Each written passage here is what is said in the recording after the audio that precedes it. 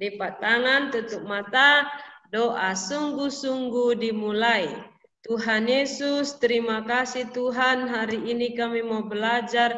Bimbinglah kami oleh Roh-Mu yang kudus, supaya kami dapat mengerti pelajaran ini ya Tuhan. Berkati seluruh koreksi jaringan supaya berfungsi dengan baik. Berkati orang tua kami, guru-guru kami, dan berkati kami ya Tuhan.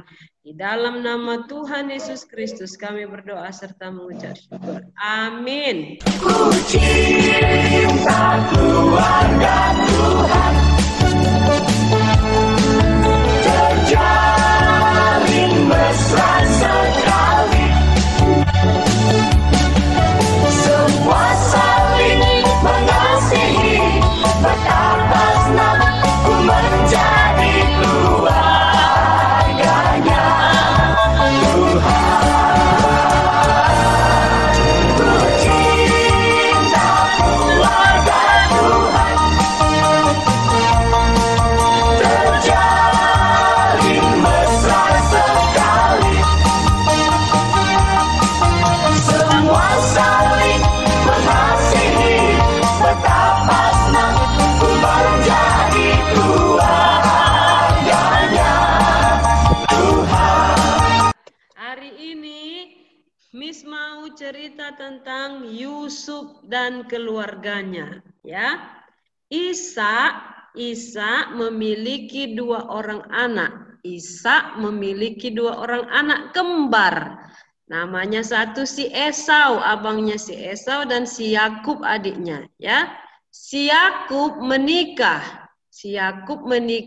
Lahir anaknya 12. Laki-laki 12, perempuan 1. Banyak kali ya, banyak kali anaknya. Si Yakub punya anak 12. Ya.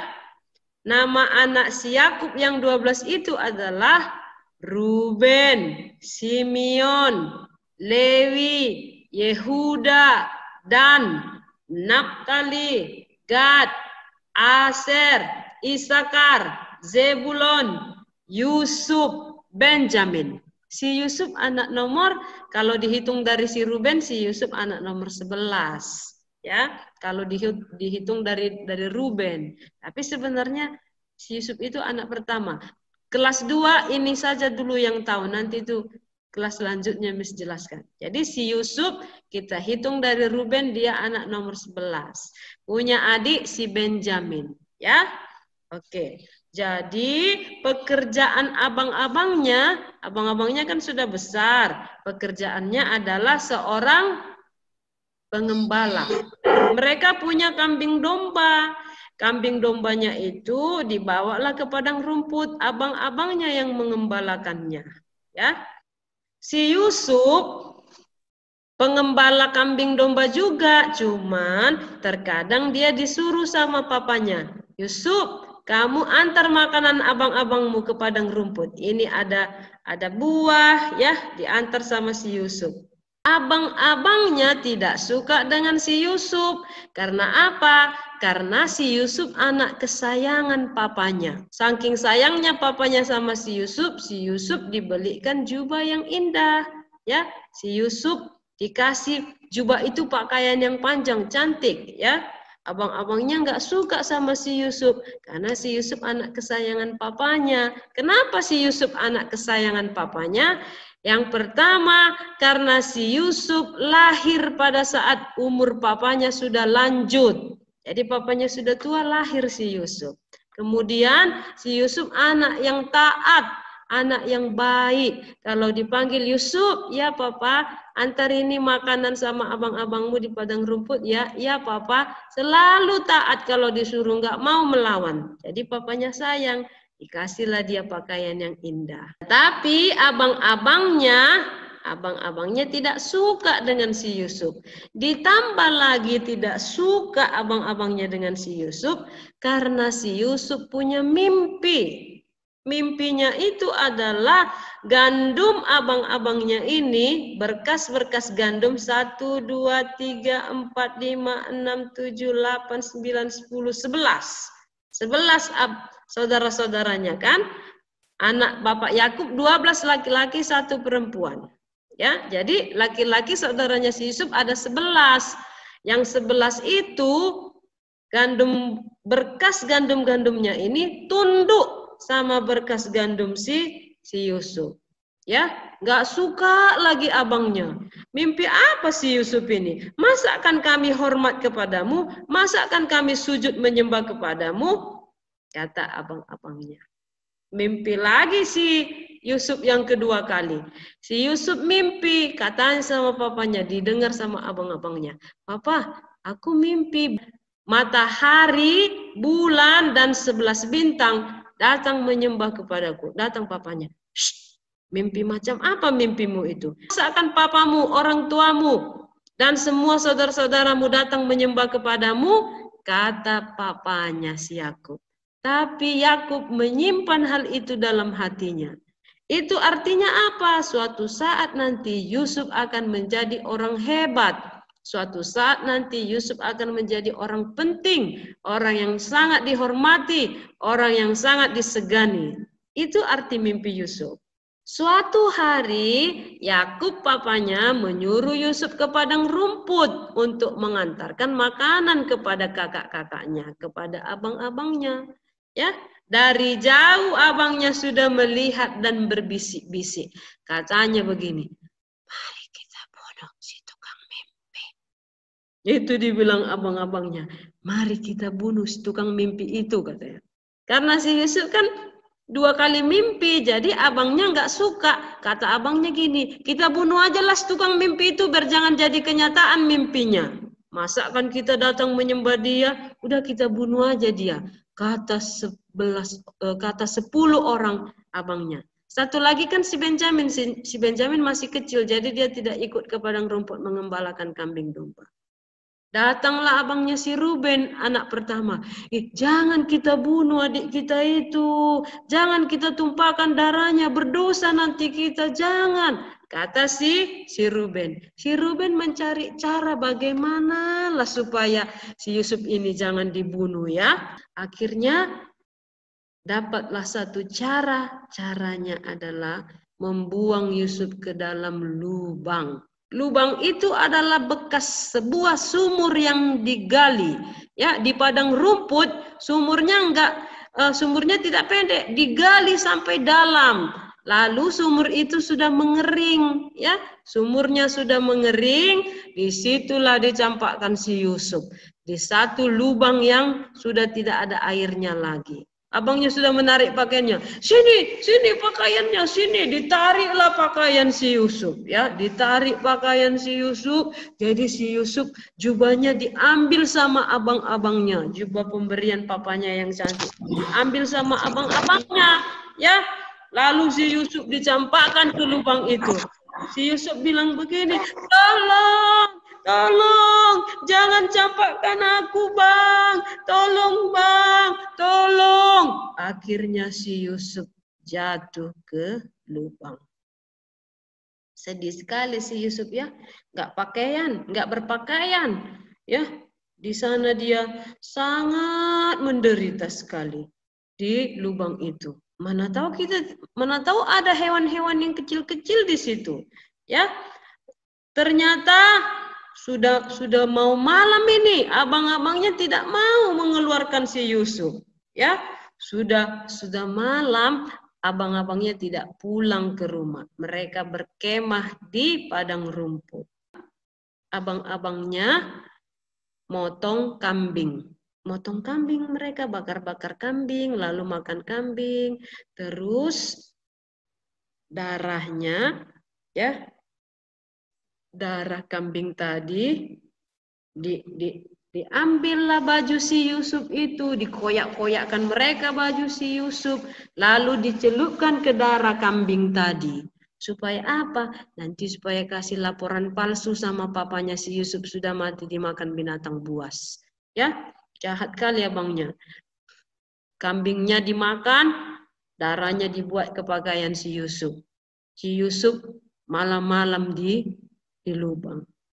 Kedinginan, abangnya kan tadi bakar-bakar kambing di pinggir api, hangat. Tapi si Yusuf kedinginan, pakaiannya sudah diambil abangnya.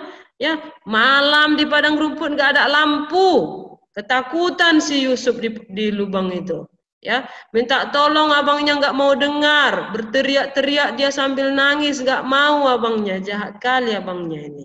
Ya, setelah keesokan harinya melintaslah serombongan pedagang yang mau menuju ke Mesir. Lalu datanglah abangnya. Kata abangnya yang namanya si Yehuda, abangnya nomor 4. Tadi nomor 1 si Ruben, yang kedua Simeon, yang ketiga si Lewi, yang keempat si Yehuda. Kata si Yehuda, kita jual aja lah si Yusuf ini. Kita jual aja sama pedagang itu. Akhirnya dijuallah si Yusuf sama pedagang yang mau menuju ke Mesir 20 keping perak. Waktu itu 20 keping perak. Dijual sebagai apa? Sebagai budak. Budak itu apa? Pembantu. Ya, budak itu tidak digaji, tidak dibayar. Ya, budak itu bisa disiksa. Itulah yang dilakukan abang-abangnya. Si Yusuf dijual menjadi budak dengan harga 20 keping perak. Diangkat dia dari sumur. Ya, dari lubang itu si Yusuf diangkat, dijual sama pedagang yang mau menuju ke Mesir. Tahukah kamu si Yusuf menangis? Dia berjalan ke Mesir. Ini kamu lihat, ditarik dengan unta. Ya. Dia menangis, dia ketakutan, teringat sama adiknya si Benjamin. Ya, si Benjamin masih kecil karena mamanya pada saat itu mati melahirkan. Teringat dia sama papanya, teringat sama adiknya, dia sangat sedih, dia menangis, dia tidak bisa lagi berjumpa dengan papanya, tidak bisa lagi berjumpa dengan adiknya karena dia sudah dijual. Pulanglah abang-abangnya ke rumahnya. Pura-pura nangis abang-abangnya. Papa, si Yusuf sudah mati. Kami telah menemukan pakaiannya ini. Dia telah dimakan binatang buas, Papa. Papanya percaya pula. Ya, si Yusuf sudah dimakan binatang buas. Si Yusuf anak kesayanganku sudah mati. Lalu papanya menangis, nggak mau papanya dihibur. Nggak mau papanya makan, nggak mau minum. Berhari-hari papanya nggak mau makan. Makanlah papa, minumlah papa, kata anaknya. Aku tidak mau, aku mau mati bersama si Yusuf, kata papanya. Di Mesir, si Yusuf ketakutan lagi, ya, dia sangat bersedih karena sampai di Mesir pedagang itu menjual si Yusuf ke salah seorang yang bekerja di istana Raja Mesir. Ya, di Mesir Yusuf dijual kembali kepada seorang penting yang bekerja di istana Raja Firaun. Namanya adalah Potifar. Jadi Yusuf dijual kepada Potifar, lalu Potifar mempekerjakan Yusuf di rumah Potifar. Potifar ini adalah orang penting yang bekerja di istana Raja Mesir, Raja Firaun, ya. Si Yusuf bekerja dengan rajin, dia bekerja dengan baik, dia bekerja dengan giat, dia sungguh-sungguh bekerja, ya. Lalu si Potifar melihat, Yusuf, saya memperhatikan bahwa semua pekerjaan kamu berhasil, bagus semua. Itu artinya bahwa Allah menyertaimu, maka aku akan mengangkat engkau menjadi kepala pelayanku, kata si Potifar. Ya, kamu akan bertanggung jawab atas seluruh pekerjaan dan seluruh pelayan yang lain. Rupanya si Potifar ini punya ladangnya banyak, ya, dan dia juga punya pelayan-pelayan yang banyak, budak-budak. Selain si Yusuf, Potifar punya budak-budak yang lain, banyak budak-budaknya. Jadi si Yusuf diangkat sebagai pemimpin untuk budak-budak itu, ya. Tuhan memberikan Potifar panen yang bagus dan banyak. Karena apa? Banyak berkat, ya, kepada Potifar Kenapa? Karena Yusuf ada di sana. Yusuf orang yang takut Tuhan. Walaupun Yusuf ada di Mesir, dia tidak lupa menyembah Tuhan. Dia tidak lupa beribadah kepada Tuhan. Dia tidak lupa selalu menyerahkan hidupnya kepada Tuhan, berdoa. Sehingga dimanapun Yusuf berada, Tuhan memberkati Yusuf. Akhirnya Potifar punya panen yang melimpah. Tetapi pada suatu hari datanglah kesusahan menimpa Yusuf. Kesusahannya apa? Istri Potifar jahat. Ya, istri Potifar mengajak Yusuf untuk tidur bersama dengan dia. Mana boleh, karena si Yusuf bukan suaminya, ya. Tidak boleh, itu berdosa. Apa kata si Yusuf? Katanya begini, Nyonya, saya tidak mau melakukan ini, nanti saya berdosa kepada Tuhan. Saya takut Tuhan, Nyonya. Meskipun saya tidak melihat Tuhan, tapi Tuhan itu ada, kata si Yusuf. Si nyonyanya terus saja mengajaknya, ya, tidak mau si Yusuf, dipaksa terus. Akhirnya si Yusuf lari, ditarik pakaiannya, tinggal pakaiannya, ya. Setelah Potifar pulang, si istri Potifar berbohong, pura-pura lah dia nangis. Suamiku, si Yusuf budakmu itu mau berbuat jahat kepadaku. Ini suamiku, pakaiannya, dia mau mengajak aku berbuat yang tidak baik. Dia mau mengganggu aku, suamiku, kata si istri Potifar berbohong. Lalu si Potifar marah. Apa? Panggil Yusuf. Lalu Yusuf dipanggil. Penjarakan Yusuf. Yusuf dipenjarakan. Sedih sekali Yusuf bilang, Tuan Potifar, saya tidak melakukan yang salah. Saya tidak berdosa. Saya tidak melakukan yang salah kepada Tuan. Saya tidak melakukannya, Tuan. Tapi Potifar tidak percaya. Dia lebih percaya sama istrinya yang bohong itu. Akhirnya apa yang terjadi? Dimasukkanlah si Yusuf ke penjara. Walaupun ia tidak bersalah, dia di penjara, namun Yusuf tidak marah. Namun Yusuf tidak kecewa. Karena apa? Karena Yusuf telah melakukan hal yang benar. Yusuf ingat pesan papanya. Yusuf, ingat, Tuhan itu ada, di mana-mana dia ada. Dia tahu apa yang kau lakukan. Jika engkau menghormati Tuhan, maka Tuhan akan menghormatimu. Itu pesan papanya, diingatnya. Ya, akhirnya Yusuf berada di penjara selama 2 tahun. Lama sekali ya, 2 tahun di penjara si Yusuf. 1 tahun 365 hari. 365 hari kali 2. Banyak sekali, 2 tahun dia di penjara. Tetapi meskipun di penjara, Tuhan tetap menyertai Yusuf. Tuhan tetap memberkati Yusuf. Di penjara dia menjadi anak kesayangan kepala penjara.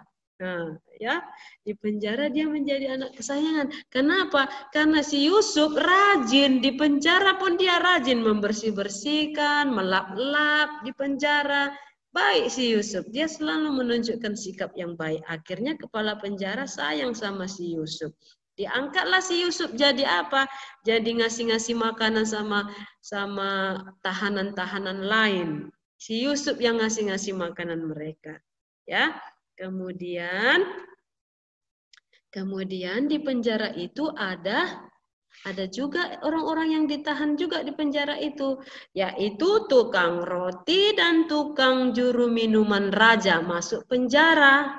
Tukang roti dan kepala rumah tangga raja, tukang roti dan juru minum raja masuk penjara. Tapi mereka sangat sedih sekali. Kenapa mereka bersedih? Karena mereka punya mimpi. Yusuf ini orangnya baik. Kalau dilihat orang bersedih ditanya, kenapa kalian bersedih? Lalu si juru roti dan juru minum raja berkata, kami punya mimpi. Katanya begitu. Jangan bersedih. Kan ada Tuhan yang bisa mengertikan mimpi kalian. Ceritakanlah apa mimpi kalian itu. Kami mimpi, kata si juru minum raja begini. Saya mimpi, mimpinya begini. Mimpi saya menuangkan minum raja. Oh, itu artinya mimpi kamu itu bagus sekali. Suatu saat raja akan memanggil kamu kembali untuk bekerja di istana raja. Didengar sama tukang juru roti. Ih, bagus sekali arti mimpi si juru minum ini. Aku kasih tahu aja lah mimpiku. Lalu dikasih tahunya lah mimpinya bahwa dia ya menjinjing sebuah bakul yang berisi roti. Lalu dicotok-cotok sama burung.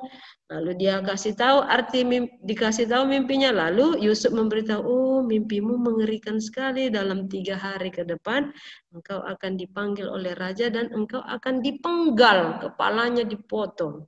Ya, ternyata setelah 3 hari mimpi juru roti dan juru minum menjadi kenyataan. Setelah 3 hari mereka dipanggil, tukang juru roti dipenggal, tukang juru minum raja kembali lagi bekerja di istana raja.